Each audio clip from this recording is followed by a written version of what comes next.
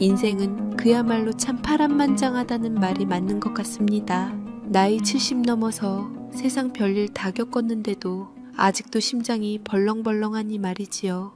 지금이야 이렇게 웃으면서 이야기 보따리를 풀지만 그땐 정말이지 제 명을 재촉하는 줄 알았어요. 모든 일에는 다 시작이 있다고 하잖아요. 제 인생을 통째로 뒤흔든 그 사건의 시작은 아주 사소하고 평범한 전화 한 통이었습니다. 검사도 경찰도 아니었어요. 그냥 우체국이었습니다.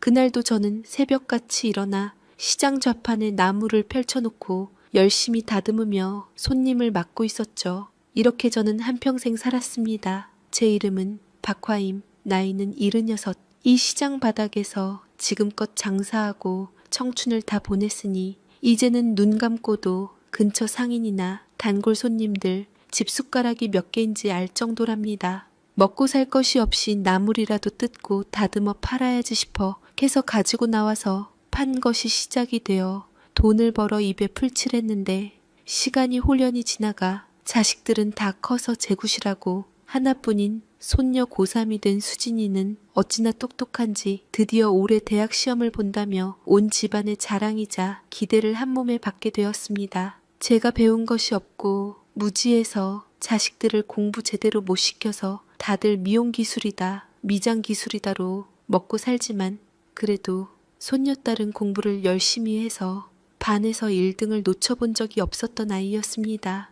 우리 집 유전자는 공부할 유전자가 아니라고 생각했는데 수진이는 그런 제 선입견을 깨어준 아이였고 며느리도 책이라면 담싸놓은 아이였는데 두루두루 머리 안 좋은 집에서도 머리 좋은 아이가 태어날 수도 있구나 신기하기만 할 뿐이었습니다. 그래서 그런가 공부 잘하는 손녀딸이 기특하기만 하고 어려서부터 책을 손에 놓지 않고 학원 한 번 안 가고 공부에 파고드는 손녀딸이 참으로 사랑스러웠습니다. 그래서 그런지 제 유일한 소원은 그 아이 등록금 걱정 없이 공부시키는 거였어요. 그래서 장롱 깊숙한 곳에 5,300만 원이 든 통장을 부적처럼 모셔두고 있었죠.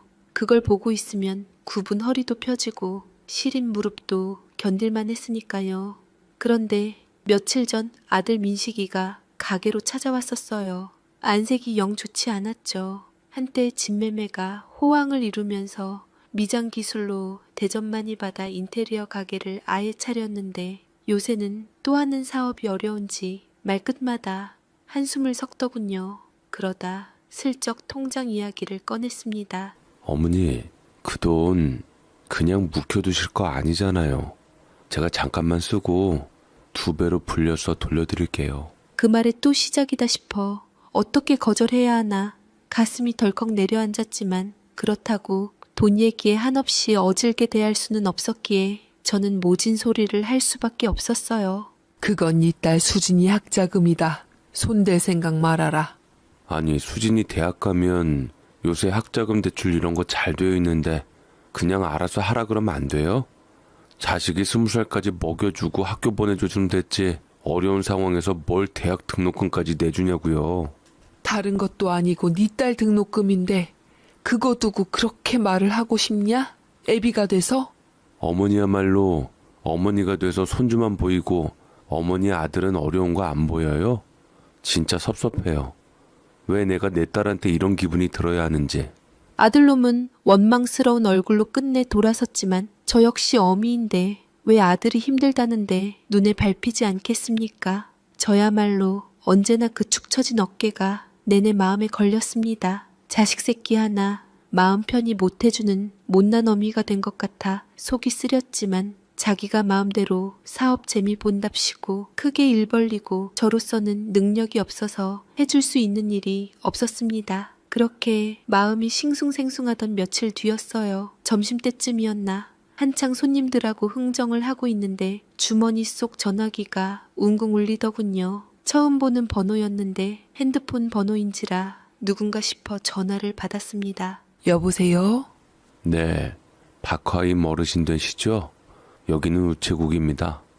어르신 댁으로 등기우편이 주소 불명으로 계속 반송이 되어서요. 중요한 서류 같은데 주소 확인 좀 다시 하려고 전화드렸습니다. 목소리가 듬직한 청년인 게 참 친절했어요. 우체국이라니 당연히 의심할 이유가 없었죠. 아이고, 우리 집 주소가 뭐가 잘못됐지? 내가 거기 산 지가 40년이 넘었는데. 투덜거리면서도 저는 다시 한번 확인차 제가 사는 주소를 또박또박 불러주었습니다. 그 직원은 제 말을 받아 적는 듯 잠시 말이 없다가 본인 확인이 필요하다며 생년월일도 물어보더군요. 중요한 서류라는데 어쩌겠어요. 아무 생각 없이 다 알려주었죠. 그제서야 그 청년은 만족스러운 목소리로 답했습니다. 네, 어르신. 확인되었습니다. 오늘 중으로 다시 보내드리겠습니다. 그 말을 남기고 전화를 끊었습니다. 무슨 서류일까 잠시 궁금했지만 이내 저는 금세 그 일을 잊어버렸어요. 시장에서는 정신없이 바쁘니까요. 그날따라 여기저기서 관광객들이 많아서 장사가 잘 돼서 나물도 일찍 다 팔고 기분 좋게 집으로 돌아왔습니다. 저녁을 먹고 텔레비전을 보고 있는데 아차차 다시 잊고 있었던 문득 그 등기 우편이 궁금해지더군요. 대체 뭘까? 법원에서 오는 건 아닐 테고 세금은 꼬박꼬박 냈는데 그러다가 또다시 TV 드라마에 빠져서 울고 웃다가 별 생각 없이 그렇게 하룻밤이 지났습니다.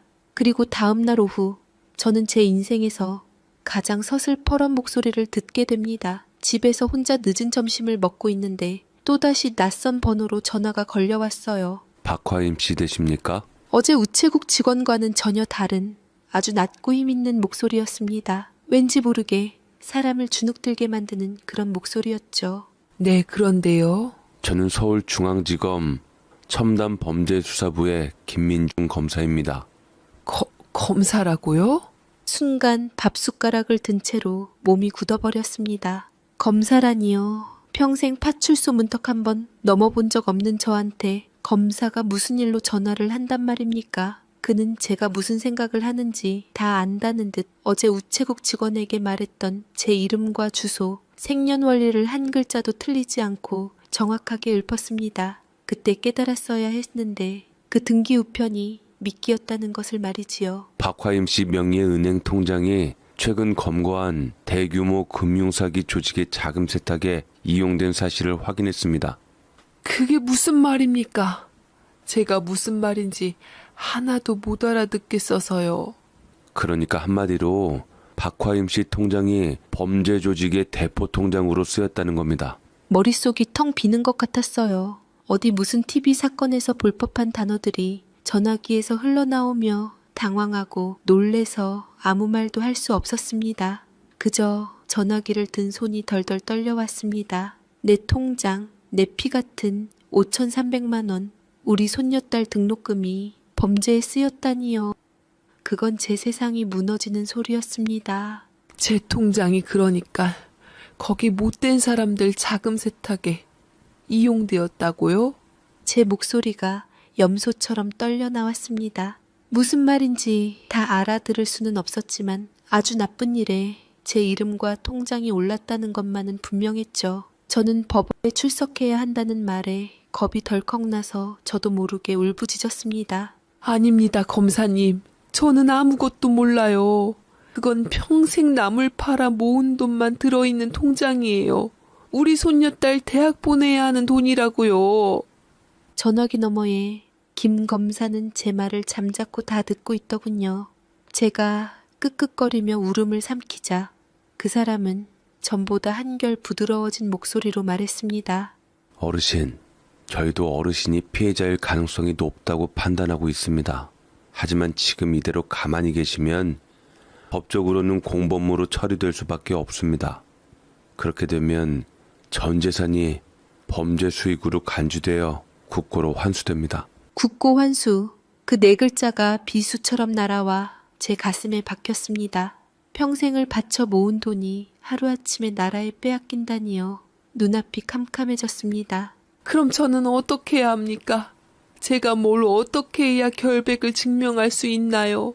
제 절박한 물음에 그 사람은 한결 차분한 어조로 기다렸다는 듯이 말했습니다.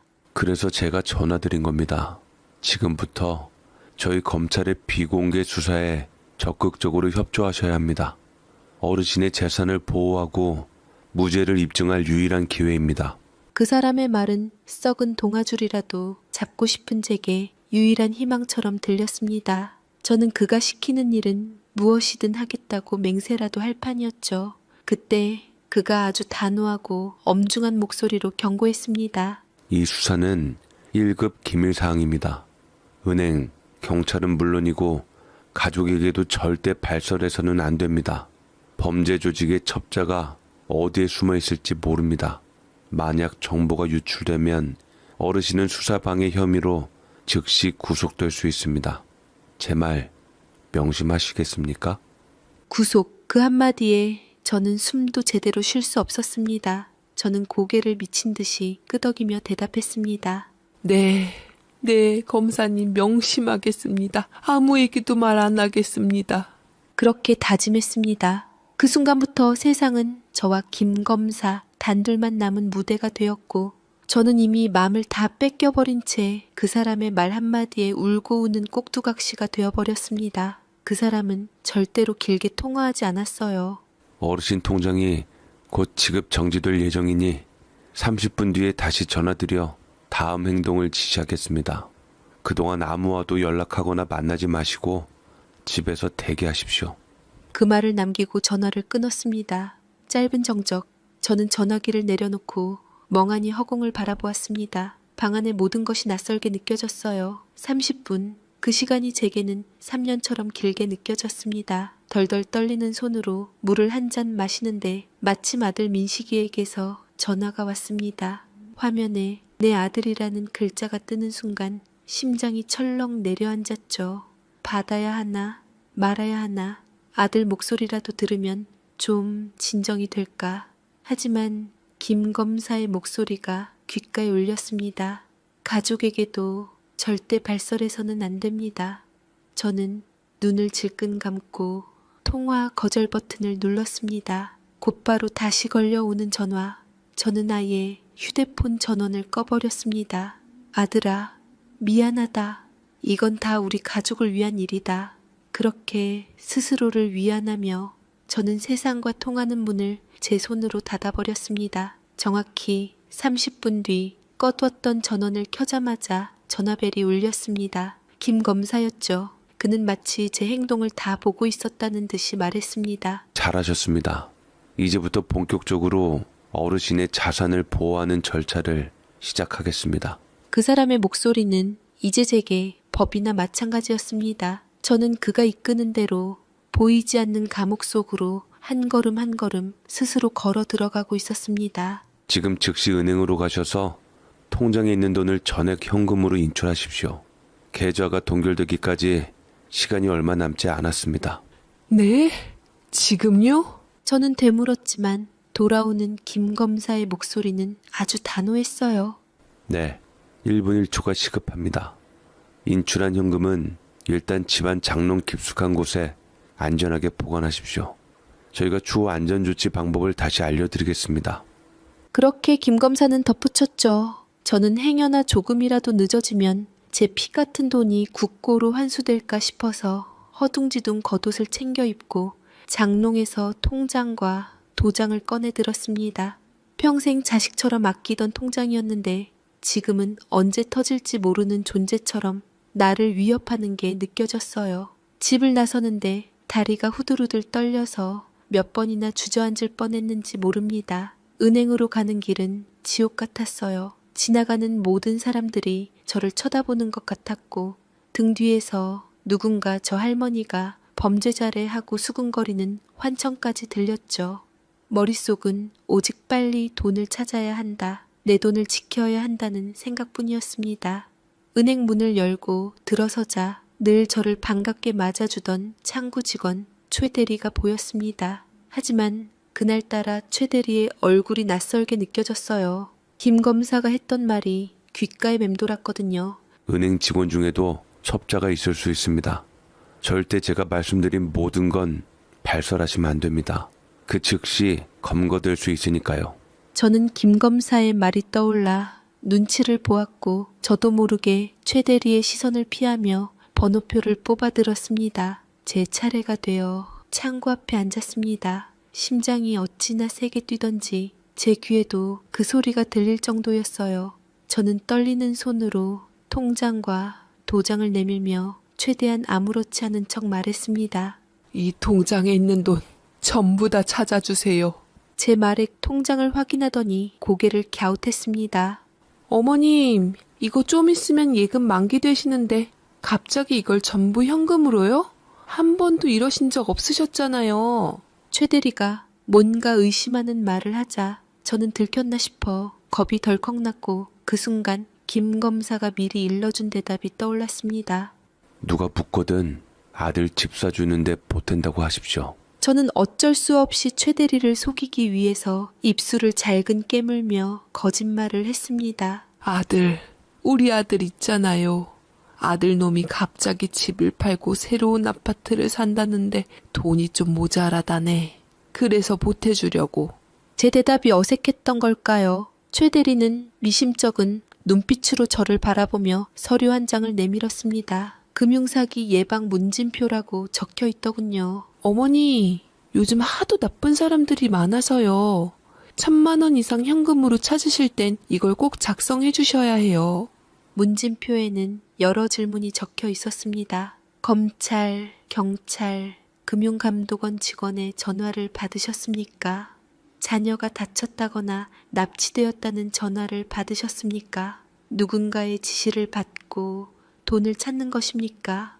질문 하나하나가 제 심장을 바늘로 콕콕 찌르는 것 같았어요.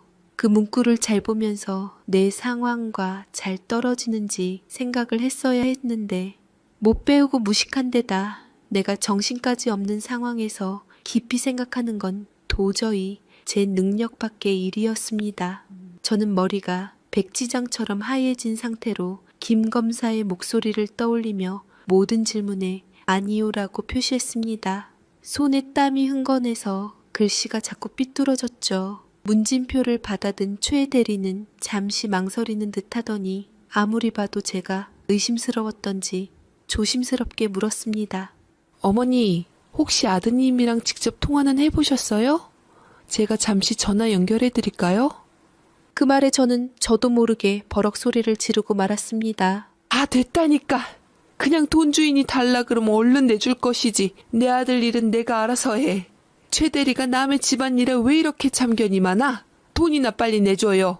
제 고함 소리에 은행 안에 있던 모든 사람들이 저를 쳐다봤습니다. 최 대리는 당황한 얼굴로 죄송합니다 라고 말하며 서둘러 돈을 세기 시작했죠. 저는 얼굴이 화끈거려 고개를 들 수가 없었습니다. 평생 남에게 싫은 소리 한번 못하고 살아온 제가 저를 걱정해주는 사람에게 소리를 지르다니요. 하지만 어쩔 수 없었어요. 제 뒤에는 검사님이 버티고 있었고 저는 그를 실망시켜서는 안 됐으니까 말이지요.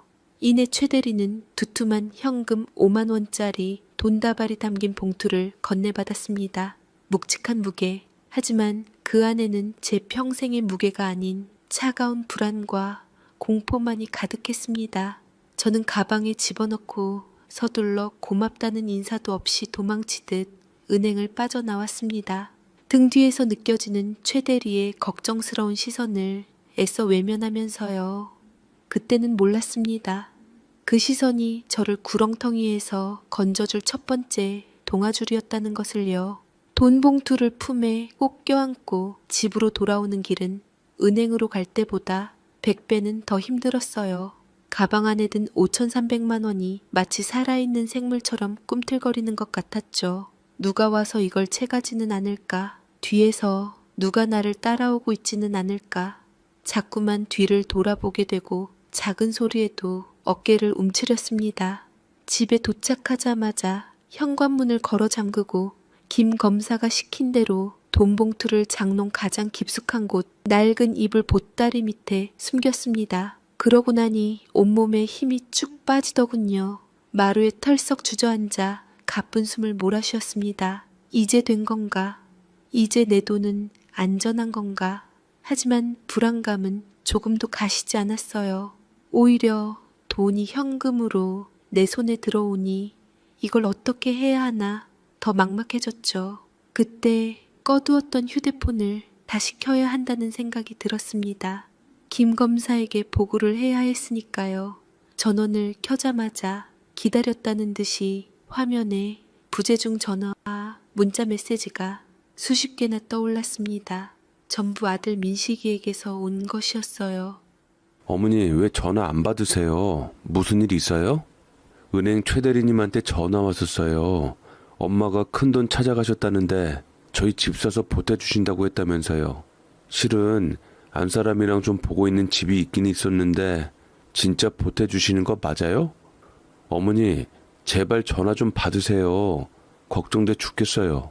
문자를 읽어 내려가는데 심장이 쿵쿵쿵 발소리처럼 크게 울렸습니다. 이놈의 오지랖 넓은 최대리가 기어이 내 아들에게까지 전화를 했구나. 김 검사의 말이 맞았어. 은행 직원을 믿으면 안 되는 거였어. 저는 덜컥 겁이 났습니다. 아들이 이 일에 끼어들면 아들까지 공범으로 몰릴 수 있다는 그 사람의 경고가 머릿속을 맴돌았죠. 아들에게 뭐라고 답장을 해야 하나 망설이고 있는데 전화벨이 요란하게 울렸습니다. 김 검사였습니다. 저는 마치 구세주라도 만난 것처럼 황급히 전화를 받았습니다. 박화임 씨, 돈은 찾으셨습니까? 네. 찾아서 장롱에 넣어뒀습니다. 제 목소리가 심하게 떨리는 걸 그 사람도 느꼈을 겁니다. 그는 잠시 말이 없다가 아주 심각한 목소리로 말했습니다. 방금 저희 수사팀에서 긴급 정보가 들어왔습니다. 범죄 조직이 어르신 댁 주소를 알아냈습니다. 집도 더 이상 안전하지 않습니다. 네? 뭐라고요? 그럼 저는 어떻게 해야 하나요? 청천벽력 같은 소리였어요. 그럼 이 돈을 들고 어디로 가란 말입니까? 저는 금방이라도 울음이 터질 것 같았죠. 살려주세요, 검사님. 제발 제 돈 좀 지켜주세요. 제가 이 돈을 어떻게 모은 돈인데 우리 손녀딸 등록금이란 말입니다. 제가 간절히 울고불고 애원하자 그 사람은 마치 준비라도 해둔 것처럼 다음 지시를 내렸습니다. 어르신, 진정하십시오. 방법이 있습니다. 현금은 위험하니 추적이 불가능한 안전자산으로 즉시 바꿔야 합니다. 안전자산이 뭡니까? 바로 금입니다. 지금 당장 그 돈을 가지고 종로로 가십시오. 제가 알려드리는 금은방으로 가시면 됩니다. 금이요? 금이라니요. 또다시 머릿속이 하얘졌습니다. 하지만 지금 제게는 다른 선택지가 없었어요. 집이 위험하다는데 내 돈을 노리는 놈들이 내 주소를 안다는데 제가 뭘 할 수 있었겠어요. 저는 그의 말을 따르는 것 말고는 아무것도 할 수 없었습니다. 한편 그 시각 제 아들 민식이는 애가 타서 발을 동동 구르고 있었을 겁니다. 어머니는 계속 전화를 받지 않고 은행에서는 큰돈을 찾아갔다고 하고 아무리 생각해도 정상적인 상황이 아니었죠. 민식이는 결국 참다 못해 집 근처 경찰서로 달려갔다고 합니다. 실종 신고를 해야 하나 아니면 그냥 기다려야 하나 답답한 마음에 경찰관에게 자초지종을 설명했다고 합니다. 어머니가 아침부터 연락이 안 되시고 은행에서 전 재산을 현금으로 찾아가셨답니다. 아무래도 이상합니다. 이야기를 들은 경찰관의 얼굴이 심각해졌습니다. 어르신 혼자 사시나요? 최근에 검찰이나 경찰이라며 전화 온 적 없다고 하시던가요? 전형적인 보이스피싱 수법과 아주 비슷합니다. 간과했던 보이스피싱. 민식이는 그제야 모든 조각이 맞춰지는 기분이었다고 해요. 어머니의 굳은 표정, 받지 않는 전화, 앞뒤가 맞지 않는 거짓말. 민식이는 경찰관의 조언에 따라 일단 제 카드 사용 내역이라도 조회해서 제가 어디로 갔는지 동선을 파악해 보기로 했습니다. 그때까지만 해도 저는 제 아들이 저를 구하기 위해 애쓰고 있다는 사실은 꿈에도 모른 채 사기꾼이 파놓은 다음 함정을 향해 묵묵히 걸어가고 있었습니다. 김 검사가 알려준 금은방은 종로 3가 좁은 골목길에 있었습니다. 저는 돈 가방을 앞으로 꼭 끌어안고 혹시 누가 따라오지는 않을까 연신주의를 두리번거리며 걸었습니다.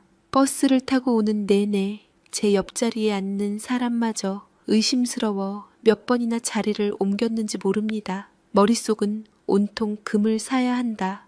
그래야 안전하다는 생각뿐이었죠. 대성금속이라는 낡은 간판을 발견했을 때 저는 안도의 한숨을 내쉬었습니다. 드디어 도착했구나. 문을 열고 들어서자 백발이 성성한 주인 할아버지가 돋보기 안경 너머로 저를 쳐다보았습니다. 저는 다짜고짜 가방을 열어 돈다발을 계산대 위에 올려놓았습니다. 이 돈으로 금을 사려고요. 있는 만큼 전부 다요.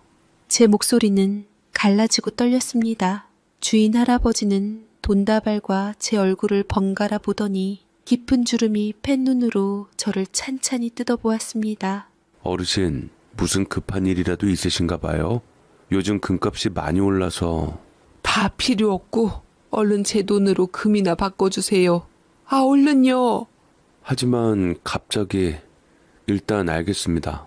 그 사람은 무언가 더 말을 하려는 듯했지만 저는 김 검사의 경고를 떠올리며 입을 꾹 다물었습니다. 다른 사람과 말을 섞지 말라고 했으니까요.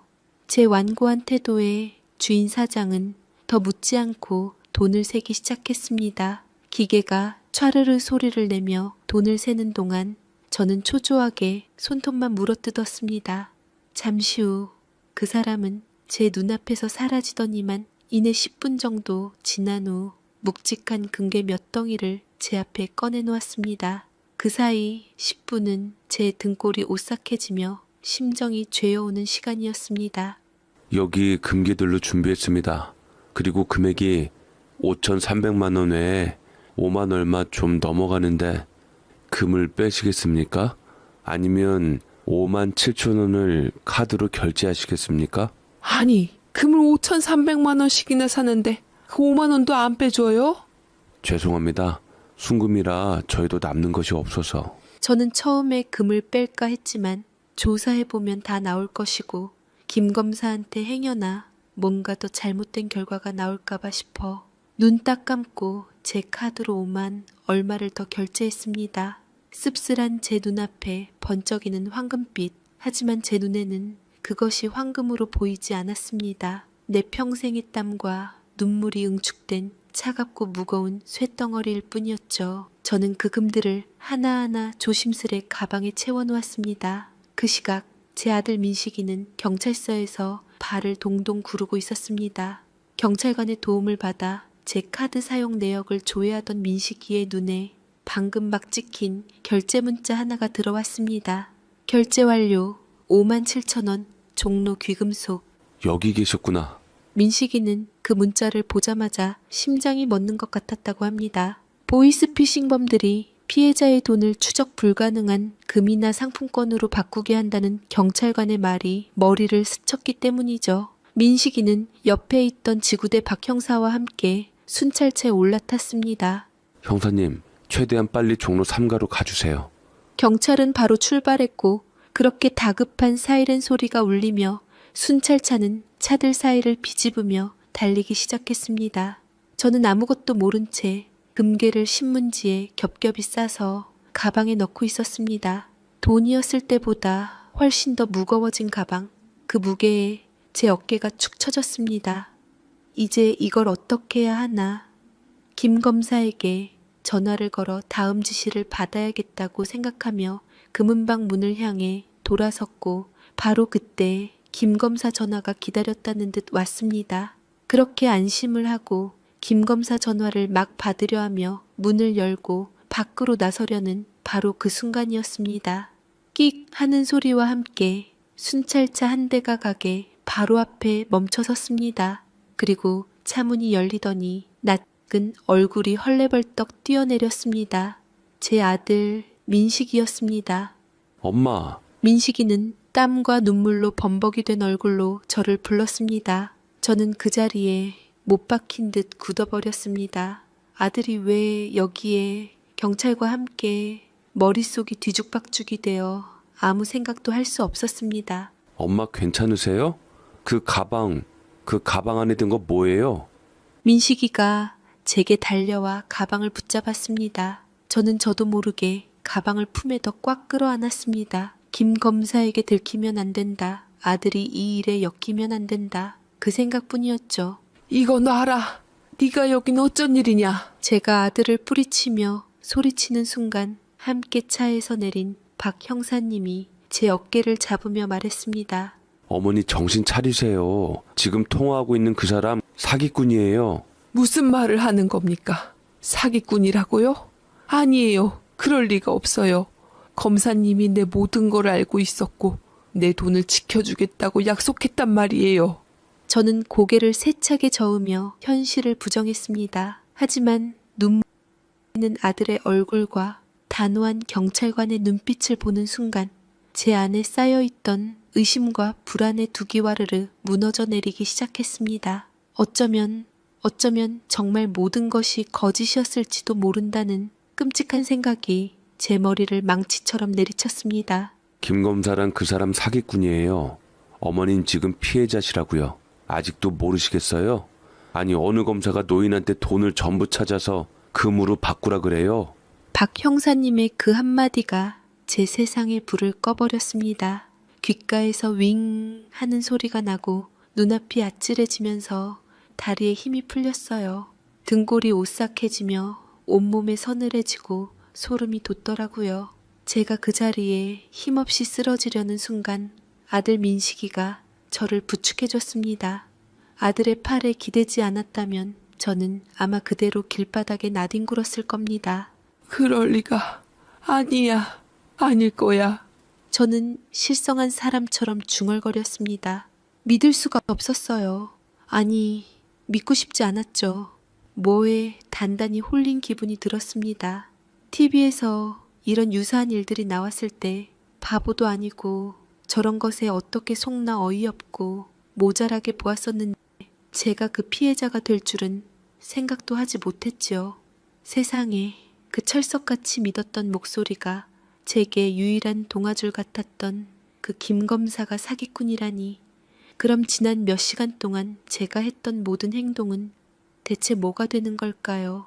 아들의 전화를 피하고 평생 알고 지낸 은행 직원에게 소리를 지르고 피 같은 돈을 이 차가운 쇳덩이로 바꾼 이 모든 짓이 전부 사기꾼의 손바닥 위에서 노란한 바보짓이었다니요. 저는 그야말로 머리가 멈추며 정신이 나간 듯 했습니다. 민식이가 울먹이며 저를 불렀습니다. 그제야 저는 정신을 차리고 아들의 얼굴을 제대로 쳐다봤습니다. 땀과 눈물로 얼룩진 얼굴, 저를 찾아 헤매느라 얼마나 애가 탔을지 그 얼굴에 다 쓰여 있었습니다. 저는 그런 아들을 의심하고 밀어내고 심지어 공범으로 엮일까봐 두려워했습니다. 부끄러움과 미안함에 얼굴을 들 수가 없었어요. 박 형사님은 저를 순찰차 뒷좌석에 앉히고는 따뜻한 물 한 병을 건네주었습니다. 어머니 괜찮으십니까? 많이 놀라셨죠? 그래도 다행입니다. 피해를 보시지 않아서. 아드님이 걱정 많이 했어요. 그 사람의 차분한 목소리를 듣고 나서야 꾹꾹 눌러왔던 서름이 한꺼번에 터져 나왔습니다. 내 돈, 우리 수진이 등록금. 저는 어린아이처럼 목 놓아 울었습니다. 돈을 잃을 뻔했다는 공포보다 평생을 정직하게 살아온 제 자신이 한순간에 어리석은 노인네가 되어버렸다는 자괴감이 더 견디기 힘들었습니다. 민식이는 아무 말 없이 제 등을 토닥여 주었습니다. 그 따뜻한 손길에 저는 더 서럽게 울었습니다. 한참을 울고 나서 조금 진정이 되자 박 형사님이 조심스럽게 입을 열었습니다. 어머니, 아직 끝난 게 아닙니다. 이놈들 이대로 두면 또 다른 사람한테 똑같은 짓을 할 겁니다. 꼭 잡아야 합니다. 형사의 눈에는 분노가 이글거리고 있었어요. 그 사람의 제 휴대폰을 보더니 아직도 김 검사에게서 전화가 오고 있는 것을 확인했습니다. 참 이놈들 아직도 어머니 돈에 미련을 못 버렸군요. 어머니, 저희가 이놈들 잡을 수 있게 조금만 도와주실 수 있겠습니까? 도와달라니요.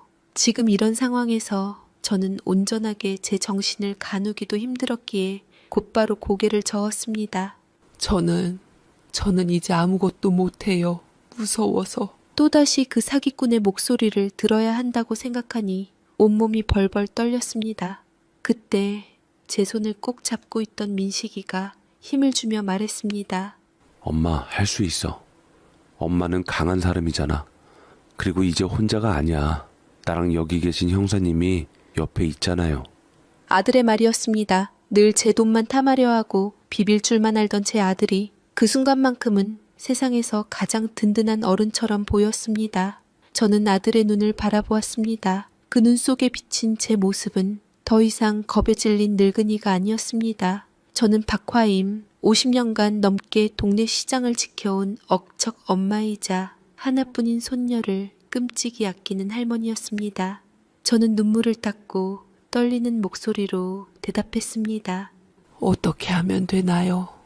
그 한마디에 박 형사님의 얼굴에 희미한 미소가 번졌습니다. 그 사람은 제게 작은 작전을 설명하기 시작했습니다. 제 손에 들린 전화기는 더 이상 저를 옥죄는 도구가 아니었습니다.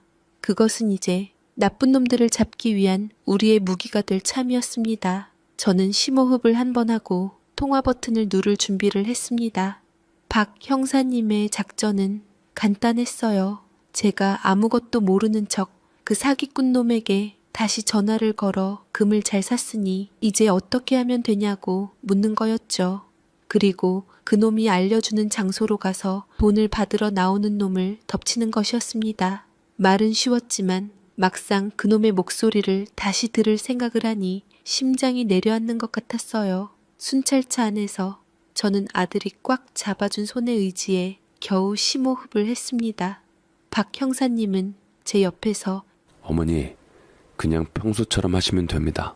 저희가 다 듣고 있으니 걱정 마십시오. 그렇게 저를 안심시켰습니다. 저는 고개를 한번 끄덕이고 떨리는 손가락으로 통화 버튼을 눌렀습니다. 신호음이 두어 번 울리자마자 상대방이 전화를 받았습니다. 그 차갑고 위압적이던 김 검사의 목소리가 다시 귓가에 울렸습니다. 왜 이렇게 늦었습니까? 혹시나 무슨 문제 있었습니까? 목소리에 짜증이 잔뜩 묻어 있었어요. 경찰에 발각된 건 모르는 듯 했습니다. 저는 심장이 벌렁벌렁한 상태로 박 형사님이 미리 알려준 대로 겁에 질린 목소리를 연기하며 말했습니다. 아이고 검사님, 금은방 주인이 뭘 자꾸 물어봐서 진땀을 뺐습니다. 금은 잘 바꿨습니다. 이제 어떻게 하면 될까요? 제 목소리가 너무 떨려서 들키면 어쩌나 걱정했는데 다행히 그놈은 제 연기에 완전히 속아 넘어간 듯 했습니다. 그 사람의 목소리가 한결 부드러워졌죠. 고생하셨습니다, 어르신. 이제 정말 마지막입니다. 지금 바로 지하철을 타고 충무로역으로 가십시오. 3호선 타는 곳 근처에 있는 5번 물품 보관함에 금괴를 넣어두시고 오시면 모든 게 끝납니다. 충무로역 번 물품 보관함. 박 형사님과 제 아들 민식이가 서로 눈빛을 교환하는 것이 보였습니다. 알겠습니다, 검사님. 지금 바로 가겠습니다. 저는 그렇게 말하고 전화를 끊었습니다. 전화를 끊자마자 온몸에 힘이 쭉 빠졌어요. 짧은 통화였지만 마치 10년은 늙어버린 기분이었습니다. 박 형사님은 제 어깨를 두드리며 다시 한번 안심시켜 주었습니다. 정말 잘하셨습니다, 어머니. 이제 나머지는 저희에게 맡겨주세요. 그리 형사가 말했고 우리는 곧장 충무로역으로 향했습니다. 순찰차 안에서 박 형사님은 무전으로 다른 형사들에게 지원을 요청하고 작전을 지시했습니다. 사복을 입은 형사들이 물품 보관함 주변에 손님인 척 잠복하고 저와 민식이는 조금 떨어진 기둥 뒤에 숨어서 상황을 지켜보기로 했죠. 제 손에 들린 금괴는 박 형사님이 증거물로 보관하고 가방 안에는 대신 묵직한 잡지책 몇 권을 채웠습니다. 충무로역은 퇴근 시간이 가까워져서 그런지 사람들로 붐볐습니다. 저는 민식이 옆에 바싹 붙어서 약속된 번 물품 보관함을 뚫어져라 쳐다봤습니다. 시간이 1분 1초 아주 느리게 흘러갔어요. 정말 그놈이 나타날까? 만약 눈치채고 도망가면 어떡하지? 온갖 생각이 머릿속을 스쳐 지나갔습니다. 그렇게 20분쯤 지났을까요? 모자를 푹 눌러 쓴 젊은 남자 하나가 주위를 두리번거리며 물품 보관함 쪽으로 다가왔습니다. 제 심장이 쿵쾅거리기 시작했어요.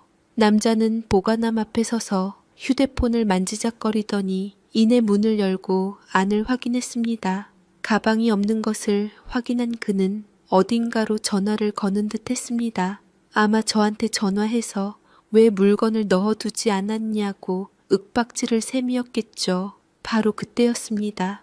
손들어. 움직이면 쏜다. 주변에 흩어져 있던 형사님들이 순식간에 그 남자를 덮쳤습니다. 남자는 깜짝 놀라 도망치려 했지만 건장한 형사님들 앞에서는 속수무책이었죠. 바닥에 나뒹굴며 발버둥치던 남자의 손목에 은색 수갑이 채워지는 것을 보는 순간 저는 저도 모르게 다리에 힘이 풀려 주저앉았습니다. 모든 상황이 끝난 겁니다. 저를 지옥으로 몰아넣었던 그 악몽 같은 하루가 드디어 끝이 났습니다. 민식이가 저를 부축해 일으켜 주었고 박 형사님이 제게 다가와 말했습니다. 어머니 덕분에 수거책을 검거했습니다. 정말 큰일 하셨습니다. 저는 아무 대답도 할 수 없었어요. 그저 제 손에 다시 돌아온 묵직한 금괴가 든 가방을 내려다보며 안도의 눈물을 흘릴 뿐이었습니다. 하지만 그때는 몰랐습니다.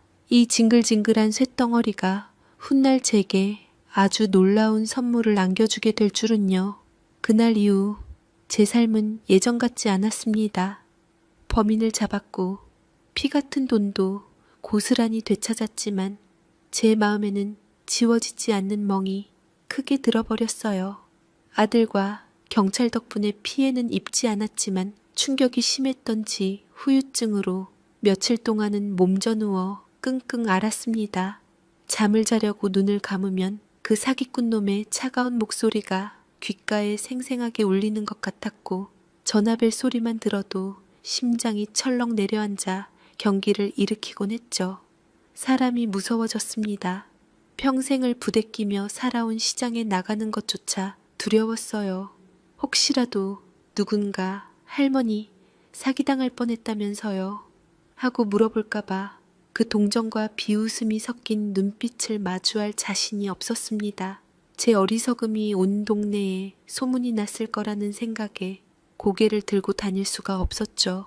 아들 민식이는 제 곁을 떠나지 않고 극진히 간호해 주었습니다. 죽을 끓여다 바치고 밤새 제 손을 잡고 잠이 들었죠. 녀석은 제 앞에서 도리어 사과를 하더라고요. 다 저 때문이에요. 제가 어머니 속만 썩이지 않았어도 어머니가 저를 못 믿는 일은 없었을 텐데. 그렇게 몇 번이고 눈물을 글썽였습니다. 저는 그런 아들의 등을 토닥이며 괜찮다 했습니다. 아니다. 다 내 탓이다. 내가 못나서 그랬다. 그래도 네 덕분에 내가 피해는 당하지 않았잖니. 사실 우리 둘 다 알고 있었을 겁니다. 누구의 탓도 아니라는 것을요. 그저 나쁜 놈들을 만났을 뿐이라는 것을요. 이번 일을 겪으면서 서먹했던 아들과의 사이는 오히려 전보다 더 단단해졌습니다. 돈 때문에 서로에게 상처 주는 말을 했던 것이 얼마나 어리석었는지 깨달았죠. 민식이는 사업 걱정은 잠시 접어두고 매일같이 제 말벗이 되어 주었습니다. 우리는 그동안 못했던 속 깊은 이야기들을 나누며 서로의 상처를 보듬어 주었습니다.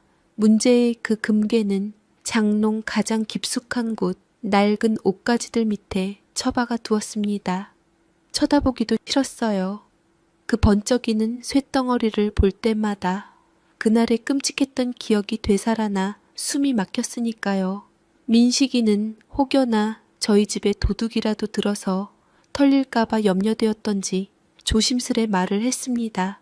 어머니, 저거 그냥 팔아서 다시 통장에 넣어둘까요? 그게 안심이 되지 않겠어요? 그렇게 몇 번이나 물었지만 저는 고개를 저었습니다. 당분간은 아무것도 하고 싶지 않았어요. 그 금괴는 제게 하마터면 평생을 잃어버릴 뻔했던 그날의 흉터와도 같았습니다. 그렇게 몇 달의 시간이 흘렀습니다. 계절이 바뀌고 제 마음의 상처도 조금씩 아물어갔습니다. 아들의 성화에 못 이겨 다시 시장에 나가기 시작했고 이웃 상인들은 아무 일 없었다는 듯이 저를 따뜻하게 맞아주었습니다.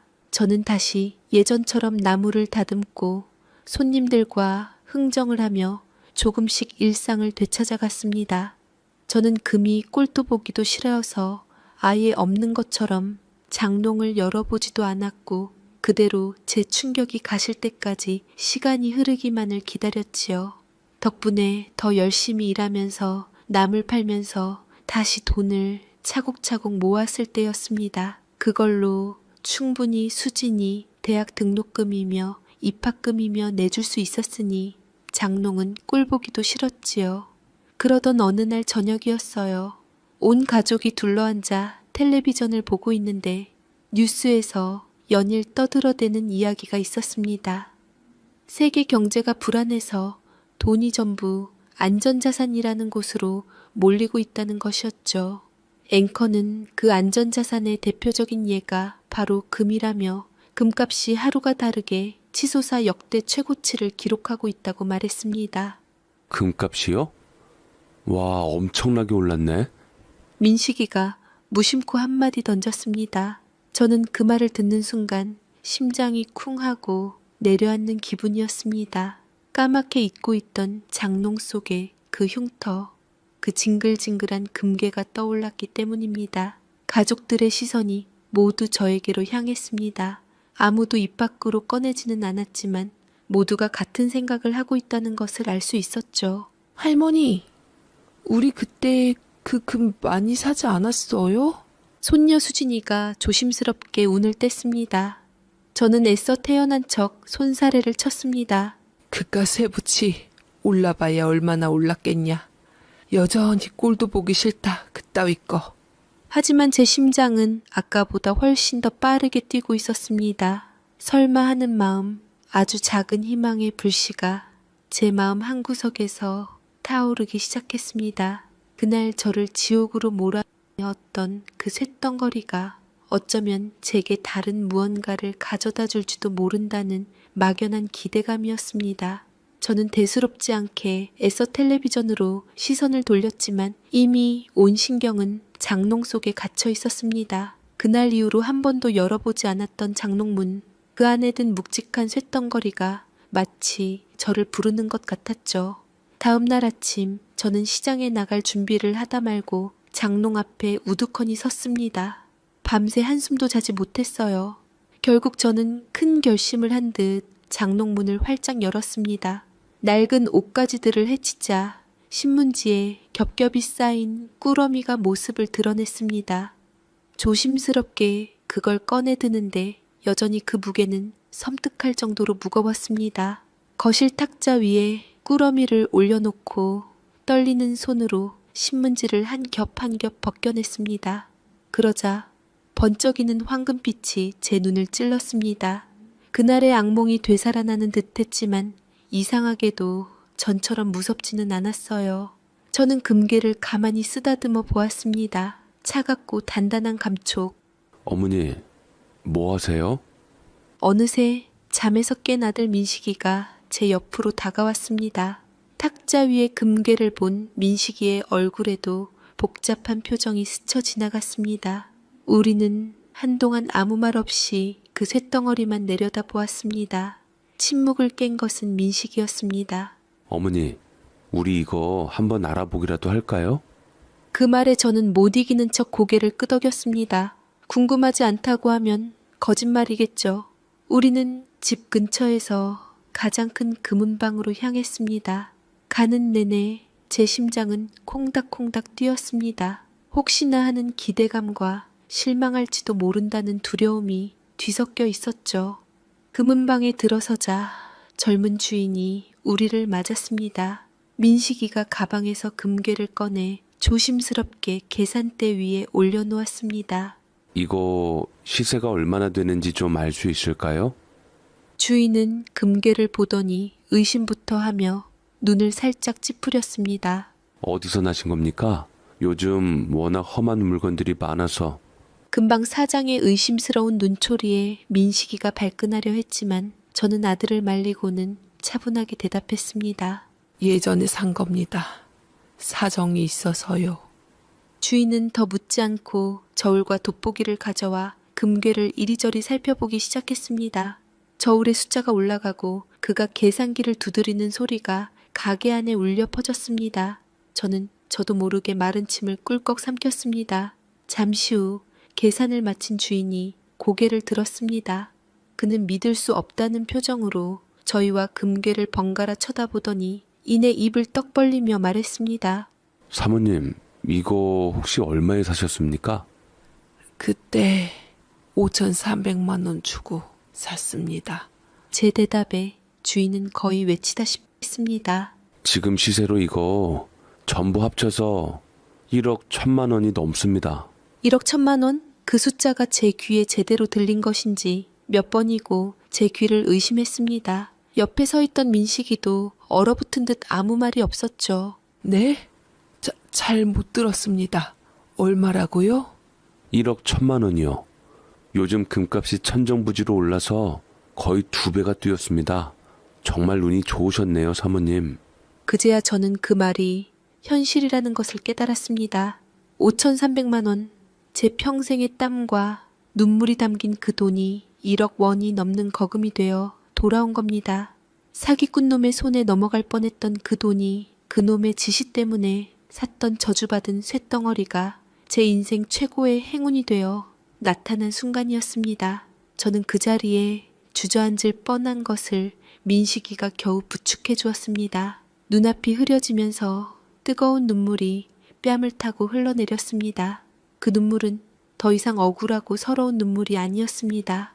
고된 세월을 보상받는 듯한 기쁨의 눈물, 하늘이 제게 내려준 선물에 대한 감사의 눈물이었습니다. 민식이도 제 어깨를 붙잡고 아이처럼 엉엉 울었습니다. 우리는 금은방 한가운데서 서로를 부둥켜 안고 한참을 울고 또 웃었습니다. 제 인생의 가장 끔찍했던 흉터가 가장 눈부신 기적으로 변하는 순간이었습니다. 금은방에서 돌아온 날 우리 집은 온종일 잔칫날 같았습니다. 1억 원이라는 돈이 생겨서가 아니었어요. 지긋지긋했던 악몽이 드디어 통쾌한 웃음으로 끝났다는 사실에 우리 가족 모두는 해방감을 느꼈죠. 며칠 뒤 제 이야기가 동네 신문에 작게 실렸습니다. 보이스피싱 피해 막은 할머니, 금값 폭등으로 처음에는 창피해서 인터뷰를 마다했지만 박 형사님이 어머니의 이야기가 다른 피해를 막을 수 있습니다. 라고 설득하는 바람에 용기를 냈습니다. 기사가 나가자 시장 사람들은 물론이고 온 동네 사람들이 저를 찾아와 자기 일처럼 기뻐해 주었습니다. 하늘이 도왔네. 사기꾼 놈들 아주 쌤통이다. 라며 등을 두드려 주는데 그제야 제 마음속에 남아있던 마지막 응어리까지 싹 풀리는 기분이었습니다. 이것이야말로 그 얼굴도 모르는 나쁜 놈들에게 할 수 있는 가장 최고의 복수라는 생각이 들었죠. 저는 그 돈으로 가장 먼저 제 소원이었던 손녀 수진이의 4년치 대학 등록금을 마련해 주었습니다. 원하는 대학 입학 통지서를 들고 제 품에 안겼지요. 할머니 고맙습니다. 제가 꼭 성공해서 호강시켜 드릴게요. 우는 손녀를 보니 세상 모든 것을 다 가진 것처럼 행복했습니다. 그리고 아들 민식이에게는 사업에 꼭 필요한 만큼의 자금을 떼어주었습니다. 이건 엄마가 너한테 투자하는 거다. 대신 이자는 네가 성공해서 갚아라. 어머니 감사합니다. 정말 감사해요. 민식이는 무릎을 꿇고 제 손을 잡으며 몇 번이고 고맙다고 죄송하다고 말했습니다. 돈 때문에 멀어질 뻔했던 우리 모자는 역설적이게도 이 돈 덕분에 서로를 더 깊이 이해하고 아끼게 되었습니다. 남은 돈으로는 평생 고생만 한 저 자신을 위해 쓰기로 마음먹었습니다. 제 인생의 첫 번째 사치였죠. 저는 난생 처음 비행기라는 것을 타봤습니다. 아들 내외와 손녀의 손을 잡고 떠난 제주도 여행. 비행기가 구름 위로 솟아오를 때 저는 창밖을 보며 조용히 눈물을 훔쳤습니다. 평생 땅만 보고 살아온 제 인생이 처음으로 하늘을 나는 순간이었으니까요. 제주도 바다는 어찌나 푸르고 넓던지 제 속에 남은 걱정 근심을 전부 쓸어가 버리는 것 같았습니다. 우리는 해변에서 아이처럼 웃고 떠들며 사진을 찍었습니다. 특히 제 얼굴에는 지난 수십 년간 본 적 없는 환한 웃음꽃이 피었다고 아들이 그러더군요. 여행 마지막 날 우리는 다 함께 붉게 물드는 저녁 노을을 바라보았습니다. 수평선 너머로 지는 해를 보는데 문득 그날의 금괴가 떠올랐습니다. 저를 나락으로 떨어뜨릴 뻔했던 그 쇳덩어리가 이제는 제 인생의 가장 빛나는 노을빛을 선물해 주었구나. 참 아이러니한 일이죠. 저는 옆에 선 민식이의 손을 잡고 나지막이 말했습니다. 아들아, 이제 보니 내 평생 흘린 눈물이 이제야 금이 돼서 돌아왔나 보다. 제 말에 민식이는 아무 말 없이 제 어깨를 꼭 감싸주었습니다. 그날의 노을은 유난히 따뜻하고 아름다웠습니다. 제 인생은 여전히 시장 좌판에서 나무를 파는 평범한 할머니의 삶이지만 이제는 조금 달라졌습니다. 저는 이제 전화벨 소리를 두려워하지 않고 낯선 사람의 친절을 의심하지 않습니다. 그리고 무엇보다 제 곁에는 세상 가장 든든한 내 가족이 있다는 것을 압니다. 혹시 지금 누군가 힘든 시간을 보내고 있다면 이 보잘것없는 늙은이의 이야기를 기억해줬으면 좋겠습니다. 인생이란 건 참 알 수 없어서 가장 어두운 밤이 지나야 가장 밝은 해가 뜨고 가장 아픈 흉터가 가장 빛나는 훈장이 되기도 하더군요. 그러니 절대 희망을 놓지 말라고 꼭 그 말을 해주고 싶습니다. 제 사연 읽어주셔서 감사합니다.